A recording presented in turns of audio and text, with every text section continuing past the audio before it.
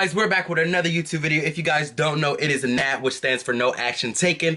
I feel like we have all the resources and great minds to create freedom and liberation for all, especially equity, but there's no action being taken to have that desired collective dream that we all share. And I know that sounds like a lot, and you sound like, Nate, what are you talking about? Like, we are free, we are da-da-da-da-da.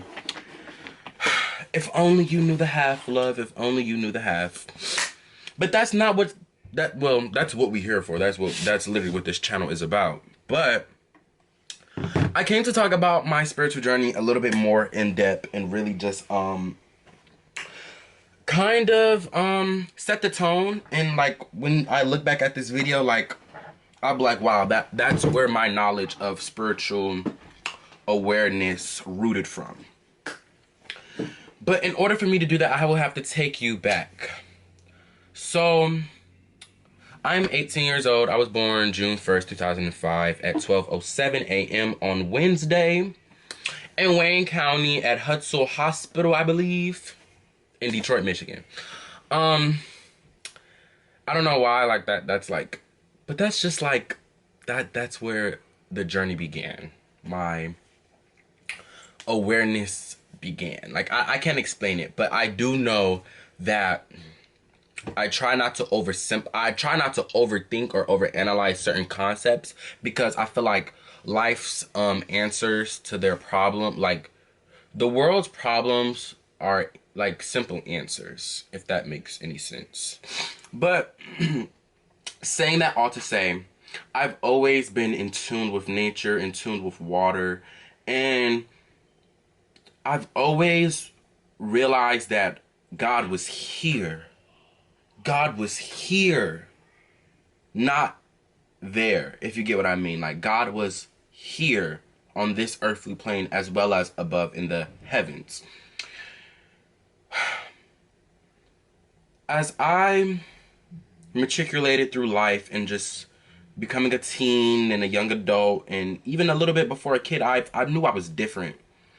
I was bullied for being feminine. I was bullied for, you know, not having the best, freshest of clothes, or, you know, and then deep-rooted in that with a little bit of colorism. I did not like being dark-skinned. I did not like my coarse hair. I wanted white people hair. I wanted to be lighter. I wanted to be light-skinned, because at that time, that is what we desired to be. That is what we thought was desirable. That's what the media portrayed as beautiful, or that proximity to whiteness as close as possible. And when I mean, not to get off topic, like from like just doing whatever to my hair and trying to find like bleaching creams at literally the age in middle school, like it was so crazy. And it was because I was bullied and I didn't have self-worth at that time, or my self-esteem was so low, I just let anything and everything just absorb who I was, or let me, it personified who I was. And I realized it wasn't until I moved from, so from 0 to the age of 5, I was in Detroit. Then I moved from the age of 5 all the way to the age of like 11 or 12. I was in Virginia, Hampton, Virginia. And I went to Hunter B. Andrews. I lived in Aberdeen Gardens. And then I moved. I went back with my dad. Well, I then moved with my dad on my own to like become a man, or whatever our parents sent us away to another parent for, to learn something from that other parent so we can be appreciative of the parent that we had now. Saying that all to say, I learned living in Detroit, coming back and meeting all my siblings. I have a lot of siblings on my father's side. That's for another day.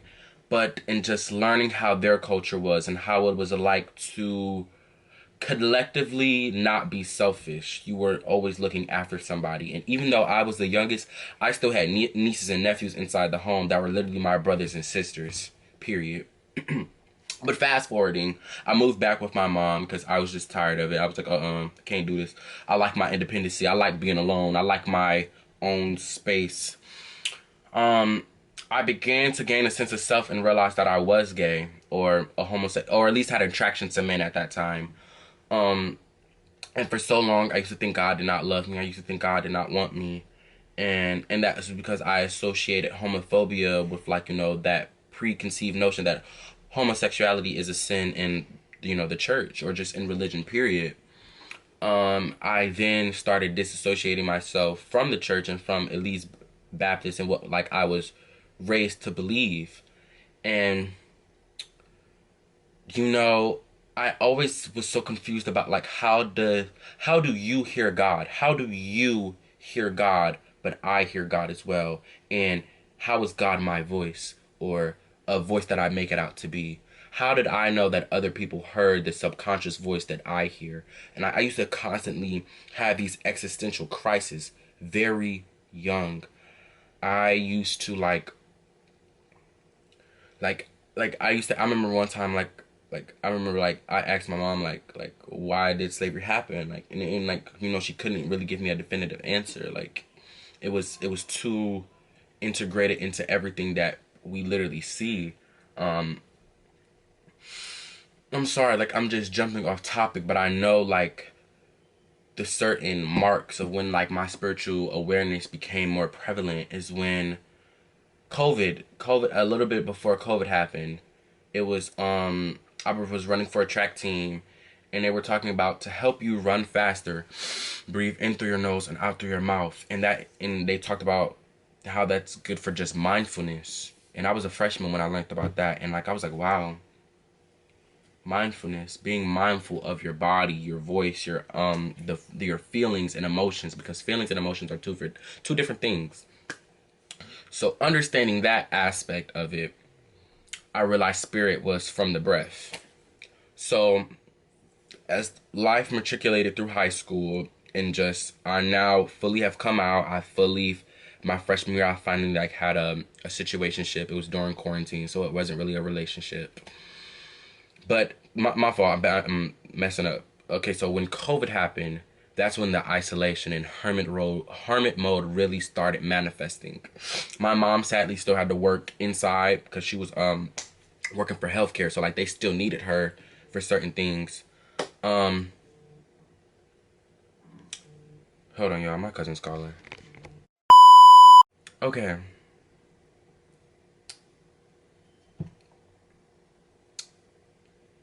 I done lost my train of thought, y'all. Freshman year, a little bit before COVID started, I got into like, you know, learning about the essence of the breath, which come from spirit, of course, or spirit meaning coming from the breath. Like I said, I joined track, so I learned about mindfulness. And when the pandemic really put a stop to it, I had to ask myself, who was I? Who was I if I wasn't a student? Who was I if I wasn't a son? Who was I if I wasn't all these things that school has conditioned me to be for this long? I really asked myself that during quarantine because I felt like the world was gonna end, and I haven't lived my life. You know, I went on TikTok and Instagram, and I just seen that the world, like adults and public figures and speakers were coming saying that the world was going to end and it was going to be a complete shutdown, and like I said, the world was going to end. Like we all had that conceptualized notion that the world was going to end in 2019 with all of that COVID stuff and everything that happened that encompassed that year. And a little bit, that's where it really like kicked in with my, not depression, because I don't like to say I have depression, but it kicked in some sadness and loneliness, because I felt like I had my whole life to live, and I hear adults and people who are older than me telling me that this is the time of the rapture and the second coming was coming, and Jesus was gonna take everybody up, and if you haven't da da da da. And I was like, that's so impossible. I haven't even lived my life yet. So going into March, April, May of 2020, school is officially over. You know, first we said 2 weeks are out of school. Oh, we get another 2 weeks out of school. School is over, and I completed my completion of ninth grade year through a freaking pandemic. And I moved on. I know some people failed, but I'm thinking source that I passed my freshman year with everything that happened. Now this is when I really started to hone in. I started meditating every day. Every day I would wake up at like 7:30. There was nobody home. My mom already went to work.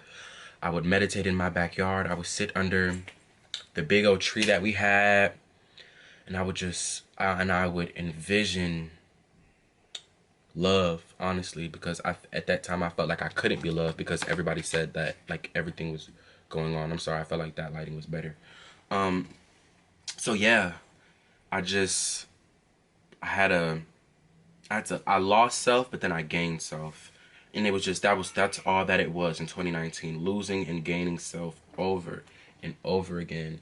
Um and it wasn't until my 10th grade year going in when we were like online, and that's when I learned about African spirituality, or spirituality before religion, because everything you got from us. Anyway, our girl Angela Bassett. No, but I really started doing my work. I started learning about ancient Kemet. I started learning about the Angola tribe. I started learning about Guyana and Ethiopia and all of that. I learned about Christ consciousness. I learned about the different aspects of religion and how like it was this commonality of the flood, the big boat with two or more animals, and just commonalities of stories throughout different esoterics. But most of all, one that will be claimed to be the Son of God, and that came from a virgin mother, and that was born around the time of November through December. And it made me start questioning my reality. It made me start questioning what did it mean to be raised Baptist, And that's when I really started doing shadow work. Before this whole shadow work journal, I started journaling. Like, I remember journaling my freshman year, like, oh my gosh, the start of high school. Boom, COVID happened. My first ever boyfriend. And this is now pushing past my birthday. I've then turned 15, and I didn't do nothing. I stayed in the house. My 15th birthday, my mom booked the reservation for us to go out to eat, and we just ate. Me and my mom just ate together. Pushing down. Later, down that line, I actually found out that my mom had I think it was almost stage 2, but she was around that time of breast cancer, and it was just really hard to conceptualize that and like really support her for the fact that like COVID's going on, and now we have this other issue, and I couldn't be with her in the waiting room. I couldn't send her off as she get radiation treatment. She had to go by herself, and I could not imagine that. And I would ask all these questions like, why is this happening to me? But then I realized Source, God, was doing all these things for me to open up my eyes, for me to think big, to use this right here, my intuition, to really calculate my next move for the next things that were about to commence. So, like I said, this is like the end of freshman year going into 10th grade, and I started reading more. I started learning about, how melanin was worth more than gold, and I just found this new sense of self. And this time, this was not losing it. This time, I kept it, and I honed in on that skill. And like I said, I started meditating more. I started journaling more, and then this is when I started seeing a trend on TikTok about like crystals and like how they had certain like powers or whatever you would say like on the TikTok. But then I actually did do my research, and I did my origins behind crystals. Crystals are made from the earth. Literally, certain Bible scriptures, they literally have armored chest plates filled with diamonds and different gems for that layer of godly protection. And when you think about it, it's made from the earth. God put this here for me and you, like, if you get what I'm throwing down. Like, so I knew they couldn't be demonic. I literally knew, like, sage, like, girl, how is sage demonic? Girl, it comes from the earth. And literally, like, white sage is used for Native Americans. Like, it's so much. It's so much. And I'm just talking at this point, but as the journey became and going on, like, I really sat with myself and really sat with Source, because a lot of people just do things for other people. A lot of people do things for someone else's will, not their own. And I knew that wasn't going to be me. You know, if you stand for nothing, you'll fall for anything. And I was never going to be a fool to anyone else's mindfulness or mentality. So my junior year came and I started getting more crystals. I started having like a rose pendant necklace, crystal bracelets, and I would put tea tree oil and I would set my intentions and I would manifest and cast out and learn about the tides of the moon and how that correlated with also the menstrual cycle as well, but also how it correlates with the water in our bodies, because yes, the moon controls the tides, but it also controls the 65-75% of water that's flowing through us. I would sun gaze. I really do miss when quarantine happened, because that's when the world was just on pause and it just took everything out of me to just focus on me. That's all I had to do, was just focus on me. It was nobody else. It's just you. It was just me at that time. Junior year came and this was my first year in person.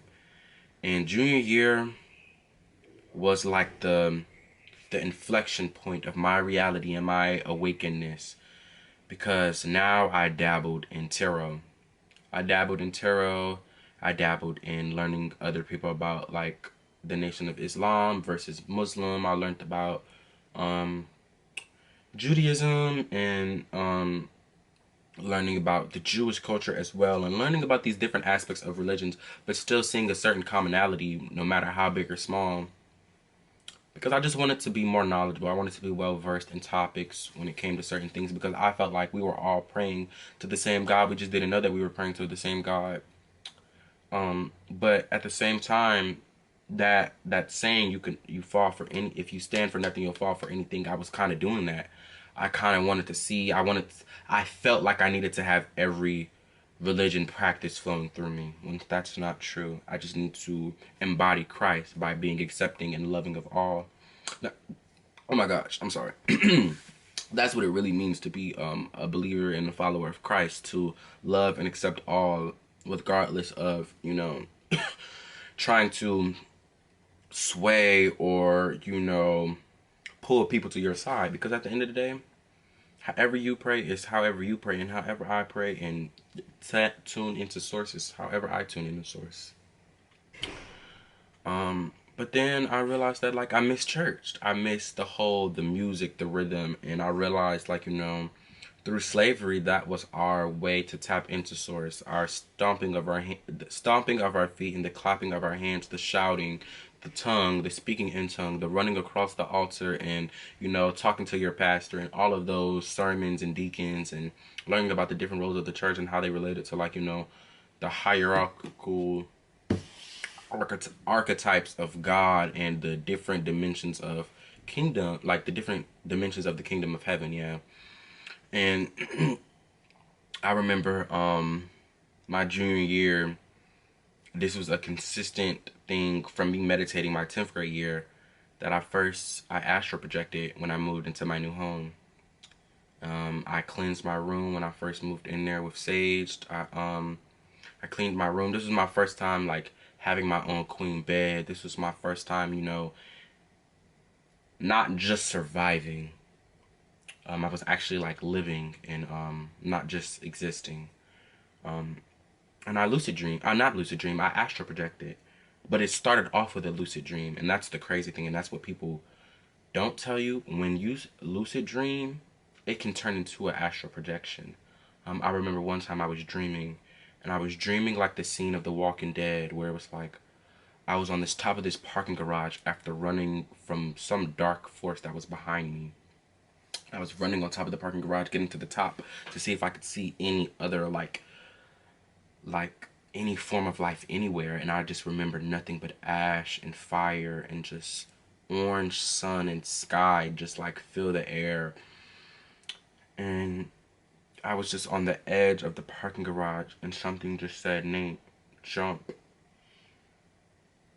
And while I jumped like I was going to fall from the parking garage, I ascended up. And like at that moment when I ascended up, I went back and I seen my bed, I seen my house, I seen my Hampton Roads area from like a bird's eye view, and I seen my body. and this gold ring light type of light was like coming from like this, but I could see my physical body like there on my bed, and I just was like flowing up, and I remember like this warm feeling of like love like around me, like a warm blanket of light just like encompassed me as I like floated up. And then something told me to wake up.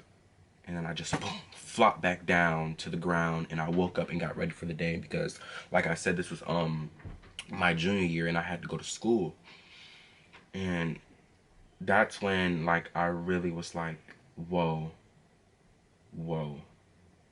And I never really saw angel signs before, angel numbers before, or like certain sayings, or let's say I would like put out attention. I wanted to see three things today. I wanted to see a cardinal on a fence. I would make it like very specific. I wanted to see an orange Jeep, and I wanted one of my friends to talk about something that I like talked about before. And those like three things of confirmation that I would get from source knew that helped me, that confirmed that I was on the right path when I did certain things. And I would do this like every other day.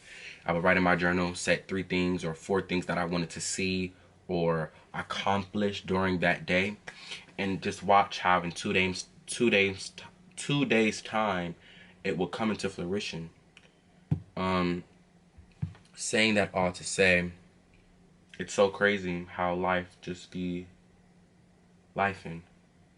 Um, my senior year, I realized like I didn't have to show the world or explain to the world my spiritual journey, because my job is not to wake up everybody. The people that are already awoke are already awoke now. That's one thing that I struggle with, because I felt like, come on, you guys, like see what I see what I see, and hear what I hear, and not think what I think, but just think about it like this, you know. And it was very hard to see and lose friendships for the fact that they could not understand my new outlook on life. I felt crazy. I felt like an outcast in my own hometown. They made me feel like I was a witch or a devil worshiper, but it was like, how I wish y'all could see what I see. Um, but then I realized that like Source loves me. Source loves you. Source loves the Christian. Source loves the atheist, the agnostic, from everything in between. Source loves the Buddha. Like, and I really had to understand that, because this human experience was not supposed to be separate. It was supposed to be connected. It was supposed to be interconnected. It was supposed to be collectively, unconditionally love. That's all it is. That all source is just love. And when people really come to that understanding and that realization, society would be a lot better. Society would be a lot better, honestly. And I don't have all the answers. I don't, because that would take too long of a. I wouldn't even have all the answers. I don't have all the answers. That would take too long of a video. I just wish.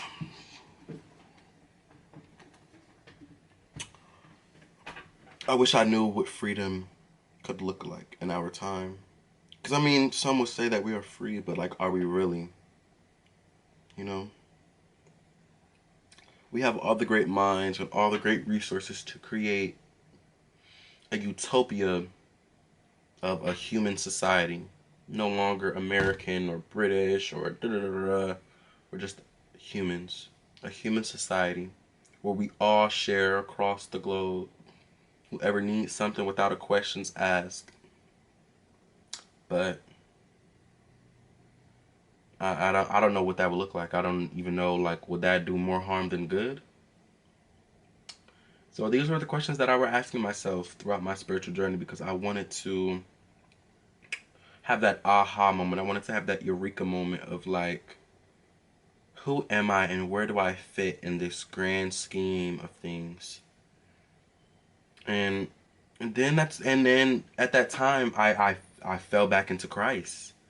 And not in the Christ that a lot of people believe, but Christ consciousness. Being aware that Jesus dying at the age of 33 is not a coincidence. That the fact that we have 33 vertebrae in our spine that connect to our axis to turn our head. The land of milk and honey just refers to, like, the cerebrum in the back part of our brain, and like little nuances, and like how the Bible was like taken literally. Yes, some of those stories about the book of history are that were real events and did happen, but it was figurative and metaphorical, and you know not was supposed to be overanalyzed. And I just remember one day, like, looking in the mirror, and it was like, that's God. That's God. And I remember zooming in on my eyes and looking at, like, wow, the way that I view things, like the way that everything is supposed to be viewed as a video game was not by surprise. The way that we see through our eye sockets, and just realizing that I was a collectiveness. Like, I was the collective. I am the collective, yet I'm so separate. I'm just one body, one fraction of the collective consciousness that we all share, because then I realized that everything is energy. This is energy. This is energy. This is energy. This is sacred energy. This is energy. This is energy. Just transmute it into something else for design. And I then realized with that energy that your energy is either transmuted, absorbed, or reflected back to you or someone else. And then that's when I realized, like, people that you come across are on the direct frequency of you, and they are here for what you need in that given moment or lesson, through that certain season. Some might even say for a lifetime if you have your soul tribe, or like, these people aren't going anywhere. But I then start learning about the 12 laws of the universe, learning about divine oneness, and learning that the whole point of the spiritual journey is to be appreciative and grateful for your human experience and journey.